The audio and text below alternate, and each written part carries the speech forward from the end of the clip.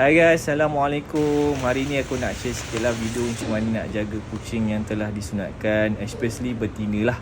Okay, betina ni sebab dia jahit dekat perut, so agak leceh sikit penjagaan dia. Bergantung pada kucing. Kalau kucing yang tak hyper, okay, sangat mudah. Kalau yang hyper ni korang kena kurungkan lah. Macam dia tak hyper tapi dia stray cat, so kita kurungkan lah. Kita takut dia melilau-lilau.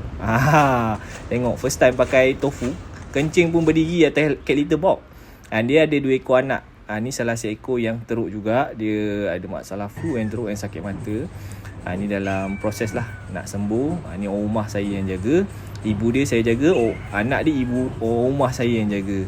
Okay, ni hari kedua saya tunjuk dia punya kesan jahitan yang sangat kecil. Kita tunjuk cara macam mana nak bagi ubat. Sangat mudah nak bagi ubat kat dia ni.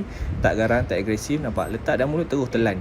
Lepas tu dia pun jadi menyerah diri. Nak sapu krim dekat dia punya kesan jahitan tu. Second day ni makanan ni kita tukar. Kita pakai Neko Urinary Multi Care.